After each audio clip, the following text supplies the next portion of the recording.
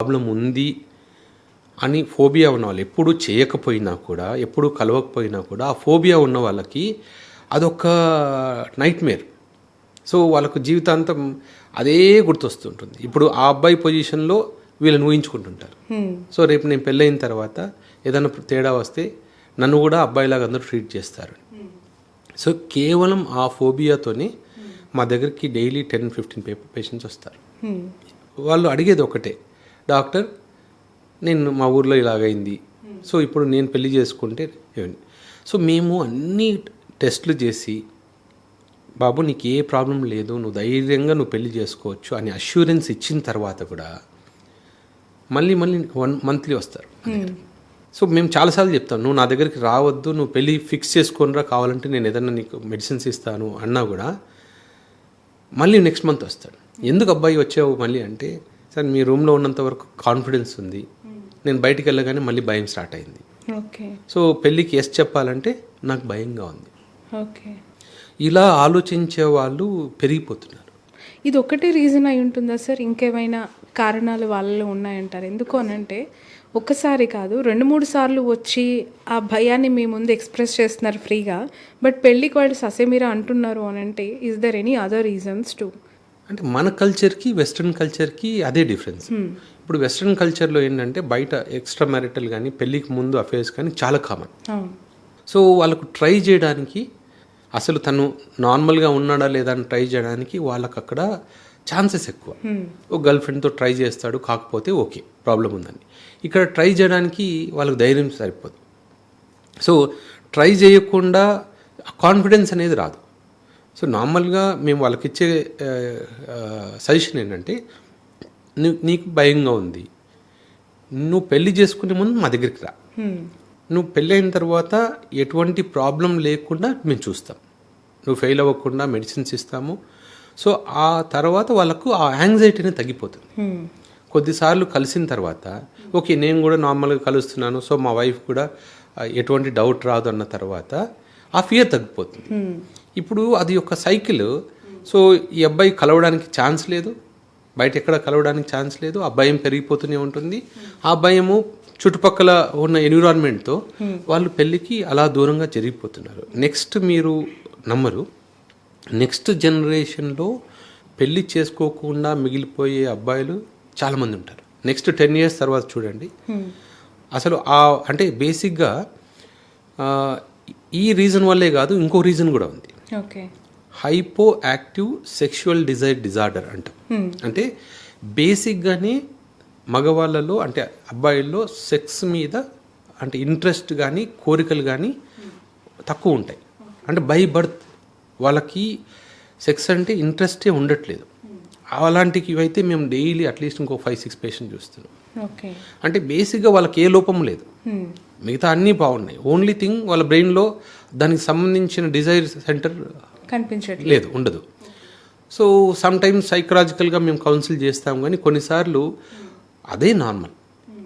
వాళ్ళకి ఎంత మెడికేషన్స్ ఇచ్చినా కూడా మనం ఏదైనా పేషెంట్ నా దగ్గరకు వచ్చి, డాక్టర్ నాకు ఈ ప్రాబ్లం ఉంది, నాకు ఏదైనా అంగస్తంభన ప్రాబ్లం ఉంది, ఎరెక్టైల్ డిస్ఫంక్షన్ ఉంది, ప్రీమెచ్యూర్ ఎజాక్యులేషన్ ఉంది అంటే ట్రీట్ చేయగలుగుతాను. కానీ డాక్టర్ నాకు అసలు డిజైరే రావట్లేదు, నాకు ఒక అమ్మాయిని చూస్తే కలవాలి అన్న డిజైరే రావట్లేదు అన్న పేషెంట్ వచ్చినప్పుడు మ్యాక్సిమం మేము చేయగలిగింది హార్మోన్స్ బాగున్నాయలే చూస్తాం. ఒకవేళ హార్మోన్స్లో లోపం ఉంటే మనం కరెక్షన్ చేయొచ్చు. హార్మోన్స్లో లోపం లేకుండా ప్రాబ్లం ఏం లేదనుకోండి, ఏ డాక్టర్ ఏం చేయలేరు. ఎందుకంటే మూడ్ పెరగడానికి మందులు మనం ఎన్ని రోజులను ఇవ్వగలుగుతాం. కొంతమందికి సైకలాజికల్గా అసలు డిజైర్ లేనప్పుడు, అంటే సింపుల్ ఎగ్జాంపుల్, ఇప్పుడు నాకు రెడ్ కలర్ ఇష్టం అనుకోండి, రెడ్ కలర్ ఇష్టం లేదు, బ్లాక్ కలర్ ఇష్టం ఉండేట్లు నాకు ఎవరు మెడిసిన్స్ ఇవ్వలేరు. దట్ ఈస్ అది నా బ్రెయిన్లో నాకు అట్లా ఫిక్స్ అయిపోయింది. ఈ డిజైర్ అనేది కూడా అలాంటిదే. సో అలాంటి వాళ్ళు పెరిగిపోతున్నారు. సో ఇవన్నిటికీ రీజన్స్ ఏంటి అని మనం ఇప్పుడు ఆలోచిస్తే, బేసిక్గా మనకు తెలియకుండానే లాస్ట్ ఒక 10-15 yearsలో మనకు జరగాల్సిన డ్యామేజ్ జరిగిపోయింది. మెయిన్ రీజన్ అంటే మీరు అన్నారు కదా, ఇన్ఫర్టిలిటీ పెరిగిపోతుంది, స్పెర్మ్ కౌంట్స్ తగ్గిపోతున్నాయి. ఎందుకు తగ్గిపోతున్నాయి అంటే మెయిన్లీ మనం అనుకుంటాం అలవాట్లు, నిద్రపోవట్లేదు, ఎక్సర్సైజ్ చేయట్లేదు, స్మోకింగ్, ఆల్కహాల్, ఇవన్నీ మనం ఆలోచించేది. ఇవన్నీ ఓన్లీ 10-20% పీపుల్లోనే. ఓకే. ఈ మిగతా డ్యామేజ్ అవ్వడానికి main reason microplastics. Oh my God. మనకు తెలియకుండానే మీరు ఒక 10-15 ఇయర్స్ వెనక్కి చూస్తే ఎప్పుడైతే ప్లాస్టిక్ మనకు లైఫ్లో ఎంటర్ అయిందో, సో టీనేజ్ అబ్బాయిలు ఫుడ్ అంటే కర్రీ పాయింట్స్, టీ అంటే plastic cups, water bottles, cool drink bottles, even చిన్న పిల్లలకి పాలు పట్టే బాటిల్స్ కూడా మనం ప్లాస్టిక్ బాటిల్స్లో చేసేవాళ్ళం. సో ఇప్పుడంటే బీపీఏ ఫ్రీ బాటిల్స్ అని వచ్చాయి, పిల్లలకి వేడి చేసినా ఏం కాదు. సో అప్పుడు మనం వాడేదాన్ని నార్మల్ ప్లాస్టిక్ బాటిల్స్, దాంట్లో బిస్ఫినాల్ అనే కెమికల్ ఉంటుంది. ఆ కెమికల్ ఎప్పుడైతే ఆ ప్లాస్టిక్ హీట్కి ఎక్స్పోజ్ అవుతుందో ఈ బిస్ఫినాల్ అనే కెమికల్ మన బాడీలోకి ఎంటర్ అవుతుంది. అది కరిగిపోయి మన బాడీలోకి ఎంటర్ అవుతుంది. దీన్ని మేల్ ఎండోక్రైన్ డిస్ట్రప్టర్ అంటారు. అసలు మేల్ ఫర్టిలిటీకి కానీ, మేల్ సెక్షువల్ ప్రాబ్లమ్స్ కానీ, హార్మోన్స్ కానీ ఇది మొత్తం డ్యామేజ్ చేసేస్తుంది. అండ్ ఇది మెయిన్ ఎక్కడ టార్గెట్ చేస్తుంది అంటే మగవాళ్ళలో హార్మోన్ ప్రొడక్షన్ని టార్గెట్ చేస్తుంది. ఇంకొక డేంజరస్ ఇష్యూ ఏంటంటే దీంట్లో ఒక్కసారి ఇది ఒక వ్యక్తి బాడీలోకి ఎంటర్ అయితే ఇది జీన్స్లోకి ఎంటర్ అవుతుంది, క్రోమోజోమ్స్లోకి. Up to 3 generations it will travel. Oh my god, very shocking news ఇది. ఇది యాక్చువల్గా మాకు కూడా షాకింగ్ న్యూస్. అంటే ఇప్పుడు ఇవన్నీ లాస్ట్ 4-5 years నుంచి ఇవన్నీ ఆలోచించే వాళ్ళకి అసలు ప్లాస్టిక్ వాడకం వల్ల ఇంత ఇబ్బంది ఉండబోతోంది, ఇన్ని అనర్థాలు మన బాడీలోకి వస్తున్నాయి అనేది కనీసం ఊహకు కూడా అందదు ఈ విషయాలు. ఎవరో రోజు పేపర్లో చెప్తే ప్లాస్టిక్ వల్ల ప్లాస్టిక్ కరగదు, పొల్యూషన్ అవుతుంది అంటే మనం పట్టించుకోలేదు. ఎన్విరాన్మెంటలిస్టులు అలా చెప్తారు అనుకుంటాం, కానీ మన జీవితంలో ఇంత డ్యామేజ్ చేస్తుందని మనం అనుకోలేదు. బేసిక్గా ఇప్పుడు మేల్ ఫర్టిలిటీ కానీ, ఫీమేల్ ఫర్టిలిటీ కానీ, మేల్ సెక్షువల్ సిస్టమ్ కానీ, ఫీమేల్ సెక్షువల్ సిస్టమ్ కానీ అన్నీ హార్మోన్స్తోనే కంట్రోల్ చేయబడతాయి. ఎప్పుడైతే ఈ హార్మోన్ల వ్యవస్థనే డ్యామేజ్ అవుతుంది అనుకోండి, ఇవన్నీ మనకు ఇప్పుడు పేరెంట్స్ అలా ప్లాస్టిక్ దానికి అలవాటు పడిపోయి వాళ్ళ బాడీలో బిస్ఫినాల్ బాగా ఎక్కువైపోయింది అనుకోండి, ఇప్పుడు వాళ్ళ పుట్టిన పిల్లలకు కూడా చిన్నప్పటి నుంచే ఒబెసిటీ, చిన్నప్పటి నుంచే మల్టిపుల్ ప్రాబ్లమ్స్. సో ఒబెసిటీ, సరిగా జెనిటల్ ఆర్గన్స్ గ్రోత్ ఉండకపోవడము, ఇవన్నీ కూడా అలా జనరేషన్స్ కొద్దీ జరిగిపోతూనే ఉన్నాయి. సో ఇప్పుడు నెక్స్ట్ పుట్టిన పిల్లలు కూడా సేమ్ ప్రాబ్లమ్సే కదా, వాళ్ళకు ఫర్టిలిటీ ప్రాబ్లమ్స్ వస్తాయి. సార్ ఇక్కడే నేను రీసెంట్గా విన్నాను, అంటే ఇంతకుముందు ఎయిడ్స్ కైండ్ ఆఫ్ టెస్ట్లు ఏవైతే చేయించుకునేవాళ్ళు, ఇప్పుడు స్పర్మ్కి సంబంధించిన టెస్టులు వాటి ఎఫిషియన్సీకి సంబంధించి కూడా చేయించుకోవాల్సి ఉంటుంది. ఒకవేళ అది నో అనుకుంటే వాళ్ళకి పుట్టబోయే పిల్లలకి ఆటిజం లక్షణాలు కూడా చాలా వరకు ఉంటూ ఉన్నాయి అనేది, ఇందులో ఎంతవరకు వాస్తవం ఉందండి? ప్రాబ్లం ఎక్కడొచ్చింది అంటే మనం ఇందాక డిస్కస్ చేసుకున్న సమస్యతో పాటు మ్యారేజ్ ఏజ్ అనేది చాలా వరకు డ్రాస్టిక్గా చేంజ్ అయిపోయింది. అవును సార్. ఒకప్పుడు 20-25 yearsకే మ్యారేజ్ అయిపోయేది, 25 yearsకి 2 పిల్లలు పుట్టగానే తర్వాత పుట్టకపోయినా పట్టించుకునేవాళ్ళు. పెళ్ళి జరిగే ఏజ్ అమ్మాయి కూడా 18, 19, 20 years కింద మ్యారేజ్ అయిపోయేది. సో ఆ టైంలో ఫర్టిలిటీ లెవెల్స్ బాగుంటాయి కాబట్టి పిల్లలు పుట్టేవాళ్ళు. ఇప్పుడు కామన్గా చూడండి, ఇంక్లూడింగ్ మీరు ఎవరో ఎగ్జాంపుల్స్ ఎందుకు, డాక్టర్స్ ఎగ్జాంపుల్స్ తీసుకోండి. ఏ డాక్టరు 30 years కన్నా ముందు పెళ్లి చేసుకుంటున్నాడు? సో అటు అమ్మాయికి కానీ మ్యారేజ్ అయ్యేసరికి ఎంబీబీఎస్ పీజీ అయిపోయేసరికి పెళ్ళి అయ్యేసరికి 28-30. సో ఫీమేల్స్కి 30 అనేది అలారం ఆల్రెడీ స్టార్ట్ అయిపోయినట్టే. సో 30 yearsకే చాలా వరకు పీసీఓడి ప్రాబ్లమ్స్, ఓవేరియన్ రిజర్వ్ తగ్గిపోవడము, 35 yearsకి వచ్చేసరికి ఎగ్ కౌంట్ అనేది డ్రాస్టిక్గా తగ్గిపోతుంది. సో మనం మెయిన్ ప్రాబ్లమ్స్ ఏంటంటే పెళ్లి చేసుకునేసరికి 30, తర్వాత మళ్ళీ సెటిల్ అవ్వడానికి ఒక 2-3 years, అరౌండ్ 35 వరకు వచ్చేస్తూ ఉంటుంది. 35 వరకు వచ్చేస్తున్నారు కామన్. అందుకని ఇన్ఫర్టిలిటీ సెంటర్స్ బిజీగా ఎందుకు అయిపోతున్నాయంటే ఇది. ఆటిజం ఎందుకు వస్తుంది అంటే ఏజ్, ఇప్పుడు యంగ్ ఏజ్లో పిల్లలు పుట్టిన వాళ్ళకు ఈ ప్రాబ్లమ్స్ తక్కువ. అంటే ఆల్రెడీ హార్మోనల్ ప్రాబ్లమ్స్ ఉన్నాయి, జెనెటిక్ ప్రాబ్లమ్స్ ఉన్నాయి, వాటి మీద మళ్ళీ ఏజ్ ఇంపాక్ట్ అవుతుంది. సో కంపల్సరీ మేము ఇచ్చే సజెషన్ ఏంటంటే పెళ్ళి లేట్ అవుతుంటే ఈరోజు అంటే మళ్ళీ మనము ఓల్డెన్ డేస్కి వెళ్ళాలి, మళ్ళీ 25 years కంతా మ్యారేజ్ సిస్టమ్ రావాలి, ఫస్ట్ చైల్డ్ 25-26 years కంతా ఫస్ట్ చైల్డ్ రావాలి. సో సెకండ్ చైల్డ్ వచ్చేసరికి 28-29 ఇయర్స్కి సెకండ్ చైల్డ్ రావాలి. సో అలా ఉంటేనే మనం ఈ ఫర్టిలిటీ ఇష్యూస్ నుంచి మనం బయటగలుగుతాం, హెల్దీగా బయటపడాలి. లేకపోతే మనం సంపాదించిందంతా ఫర్టిలిటీ సెంటర్స్కే పెట్టాల్సి వస్తుంది. యాజ్ ఎ ఆండ్రాలజిస్ట్గా మీరు ఆ మాట చెప్తుంటే నాకు కొంచెం ఆశ్చర్యంగా కూడా ఉంది. ఎందుకనంటే ఎంత డాక్టర్ అయినా నా గల్లలో డబ్బులు వచ్చేస్తున్నాయి, నాకు పేషెంట్స్ వచ్చేస్తున్నారు అని అనుకోవట్లేదు. అంటే సొసైటీకి మనం ఏదైనా చేయాలి కదా. ఇప్పుడు ఈ ప్రాబ్లం ఏంటంటే మాకు కూడా కొన్నిసార్లు అంటే మేము ఇంటికి వెళ్ళేసరికి కొంతమంది రోజు నలుగురు వచ్చి డాక్టర్ గారు మాకు నయమైపోయింది, పిల్లలు పుట్టారు, పిల్లల్ని తీసుకొని వచ్చి మాకు ఇచ్చేసి సార్ ఫోటో తీసుకొని వెళ్ళిపోయారు అనుకోండి, మేము ఒక పాజిటివ్ ఫీలింగ్తో ఇంటికి వెళ్తాం. రోజంతా డిప్రెసింగ్గా సార్ ఐవీఎఫ్ ఫెయిల్ అయిపోయింది, 2వ IVF 3వ IVF అని అడుగుతున్నారు అనుకోండి, ఇంటికి వెళ్ళేసరికి మాకు కూడా డిప్రెసింగ్గా అనిపిస్తుంది.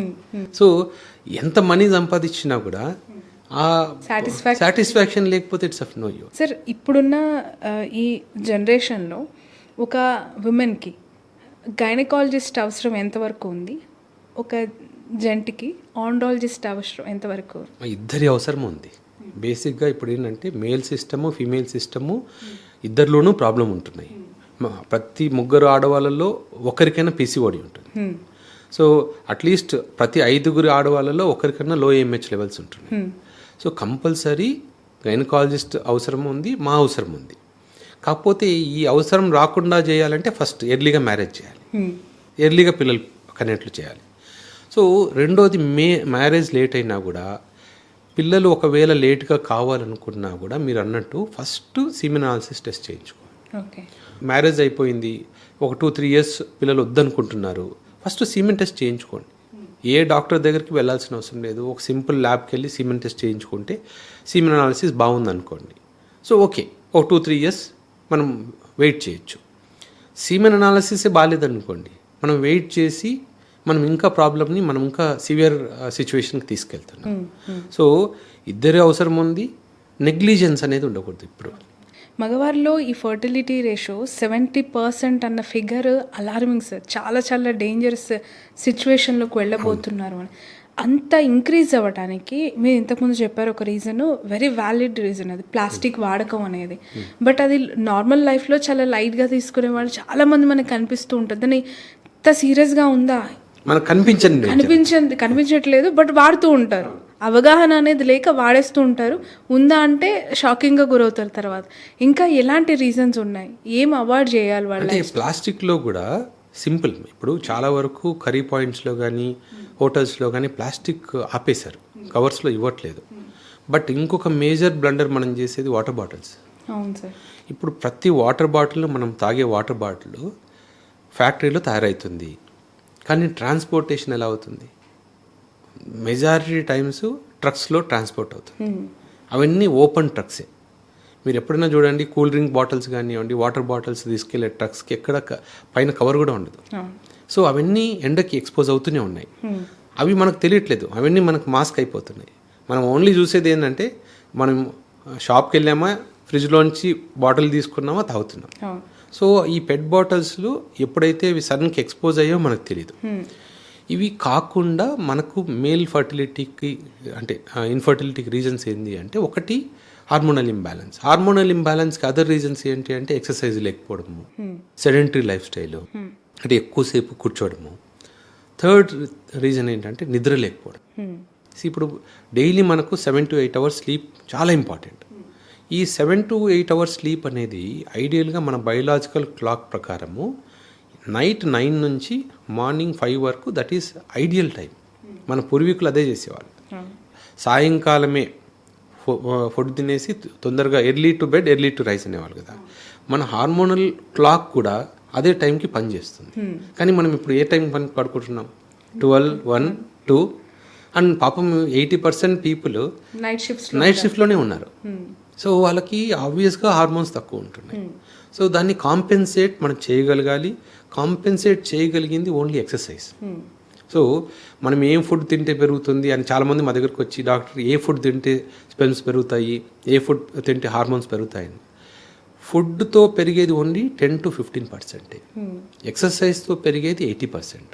సో ఎవరైతే నైట్ డ్యూటీస్లో ఉన్నా కూడా డే టైం కొంచెం కాంపెన్సేట్ చేసుకొని ఎక్సర్సైజ్ చేస్తున్నారో వాళ్ళకి హార్మోన్స్ బాగుంటున్నాయి. మిగతా వాళ్ళందరికీ హార్మోన్ డెఫిషియన్సీ అలాగే ఉంటుంది.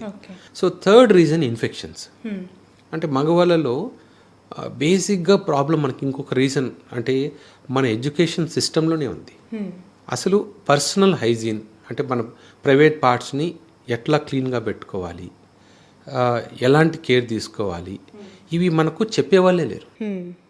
ఇప్పుడు ఇంతకుముందు ఒక సొసైటీలో అంటే మనం ఒక ఇంట్లో ఉంటే ఒక ఊర్లో ఉంటే సేమ్ ఏజ్ పిల్లలు కానీ లేకపోతే చిన్నాన్న పిల్లలు, పెద్దనాన్న పిల్లలు, మామయ్యలు ఇట్లా డిఫరెంట్ ఏజ్ గ్రూప్స్ పిల్లలు ఉండేవాళ్ళు. ఈ విషయాలు ఎవరు చెప్పకపోయినా వాళ్ళంతకు వాళ్ళని నేర్చుకునేవాళ్ళు, ఎవరో ఒకరు గైడ్ చేసేవాళ్ళు. ఎప్పుడు కూడా ఫాదర్స్ ఎప్పుడు చెప్పేవాళ్ళు కాదు, అప్పట్లో చెప్పేవాళ్ళు కాదు, ఇప్పట్లో చెప్పేవాళ్ళు కాదు. ఇప్పుడు ఏమయ్యాయి, సేమ్ ఏజ్ ఫ్రెండ్స్ ఉంటున్నారు కానీ ఇంత క్లోజ్ ప్రైవేట్ ఇష్యూస్ మాట్లాడేంత ఫ్రెండ్స్ ఉండట్లేదు. ఇప్పుడు ఎవరు చెప్పాలి? ఏదర్ వాళ్ళకు సోషల్ మీడియాలో నేర్చుకోవాలి, వాళ్ళు అసలు సోషల్ మీడియాలో ఇట్లాంటి విషయాలే చూడరు. స్కూల్స్లో చెప్పాలి, సెక్స్ ఎడ్యుకేషన్ అంటే బేసిక్గా సెక్స్ ఎడ్యుకేషన్లో ఇవన్నీ పార్ట్స్. పర్సనల్ హైజీన్ ఏంటి, ప్రైవేట్ పార్ట్స్ని మనం ఎట్లా జాగ్రత్త పెట్టుకోవాలి, ఇంపార్టెన్స్ ఏంటి, అటు మేల్స్ కానీ ఫీమేల్స్ కానీ పర్సనల్ హైజీన్ అనేది చాలా ఇంపార్టెంట్. సో కనీసం పెనిస్కి ముందర పోర్ స్కిన్ని క్లీన్ చేసుకోవాలి అనేది కూడా మనకి ఎవరు చెప్పట్లేదు. చాలామంది మేము మ్యారేజ్ అయిపోయి 3-4 years తర్వాత వచ్చి మా దగ్గరికి వచ్చినప్పుడు చూస్తే కూడా అప్పటికి ఏంటి మీకు ఎవరు తెలియదా అంటే, సార్ మాకు ఎప్పుడు క్లీన్ చేసుకోలేదు, మీరే ఫస్ట్ టైం వెనక్కి ఇలా క్లీన్ చేస్తున్నారంట. అంటే అంత అవేర్నెస్ మనకు తక్కువగా ఉంది. ఇవన్నీ సెక్స్ ఎడ్యుకేషన్తోనే వస్తాయి. సో స్కూల్స్లో మనకు సబ్జెక్ట్స్లో పర్సనల్ హైజీన్ అనే టాపిక్ ఒక్కటి ఉంటే ఇవన్నీ స్కూల్స్లోనే నేర్చేసుకుంటాం. ఇవన్నీ మనం సిగ్గుపడాల్సిన విషయం కాదు. 30 ఏళ్ళప్పుడు సిగ్గుపడడం కన్నా 14 ఏళ్ళప్పుడు సిగ్గుపడడం చాలా ఈజీ. ఈ ఇన్ఫెక్షన్స్ అనేది అంటే ఇన్ఫర్టిలిటీలో ఇన్ఫెక్షన్స్ వల్ల అంటే మేల్స్లో ఫర్టిలిటీ రావడం అది 30% ఉంది ఇప్పుడు మాకు వచ్చే. సో అదొక రీజను. తర్వాత టెస్టిస్లో వచ్చే వారికోసీల్స్ అని హైడ్రోసీల్స్ అనేవి చాలా తక్కువ పర్సెంటేజ్, ఓన్లీ 10-20%లో ఉంటాయి. ఇవన్నీ మనకు ఇన్ఫర్టిలిటీకి సంబంధించిన రీజన్స్. సో వీటిని అన్నిటినీ ఓవర్కమ్ చేయాలంటే మనకు వెరీ గుడ్ లైఫ్ స్టైల్ ఉండాలి. తర్వాత ఆహారం.